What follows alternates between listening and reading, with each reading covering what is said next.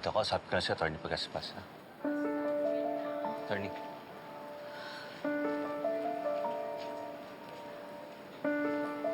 You okay? Alam mo, kahit ako tinatanong ko, paano tayong mantong sa ganito? Di ba ikaw ang dapat sumagot nun, Raymond? Alam mo kung anong ginawa mo. Baka nga hindi tayo para sa isa't isa. At kayo ni Divina. Charlene, Alam mo ba kung bakit ako nag-aalala? Dahil iniisip ko pa rin hanggang ngayon yung kapakanan mo at ang anak ko. Hindi ako kampante sa babaeng yon. Wala akong tiwala sa kanya. I know. Pero kami na ngayon. Dapat mong tanggapin yun. Attorney, I'm good. Charlene, go ahead.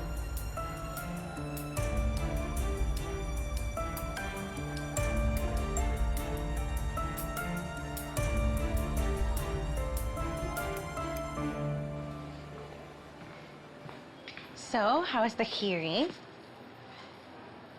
Well, everything went well. Talaga? So, ibig sabihin nun, ma-approve na yung annulment ninyo? Very soon? Most likely, yes. I love it. By the way, saan ka paggaling kanina? Huh? Bigla ka na lang nagmamadaling umalis kanina. May inasikaso lang akong importante. Ano yun? Kailangan mo ba talaga malaman? It doesn't make sense. Tama ka. It doesn't make sense. Pero mali ka dun na kilala mo si Divina. Dahil ang totoo, hindi. What are you trying to say? Maraming sikretong tinatago yung babaeng yan. Hindi mo siya kilala, Raymond. Meron ba akong dapat malaman, Divina?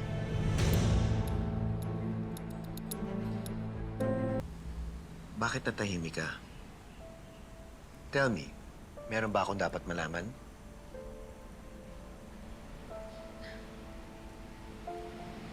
Okay, fine. Fine, sasabihin ko na sa'yo. Ano nga yun? May tinignan kasi akong lote kanina. Regalo ko sa'yo. Sa kasal natin. What? I mean, hindi ko naman kailangan yun, ah. Para sa atin yun, para sa pamilya natin. Para lang dun? Bigla ka na lang umalis kanina? Kasi available yung may-ari, tsaka baka makakuha ko ng discount. Divina, you sounded more urgent than that. Talaga? Hindi ko naman napansin. Anyway, sa next time, mas mabuti sigurong sabihin mo na sa akin agad para hindi na ako nag-aalala at nag-iisip. Intindihin mo na lang ako. Isipin mo, ayoko maging assuming. Hindi pa nga tayo kasal. Hindi ka pa nagpo-propose. Hindi pa nga tapos yung annulment mo. Hindi ba ang awkward nun? Tapos baka isipin mo nagmamadali ako. Baka ma-pressure ka. Ayoko naman yan, di ba? Sa next time, no more secrets, alright? I promise. Sorry na.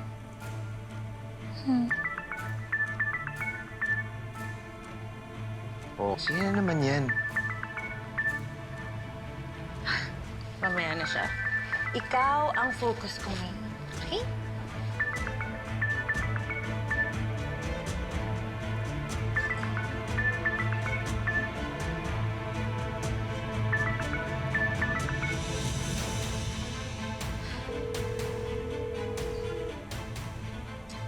Ba, Divina, hindi ka na naman sumasagot.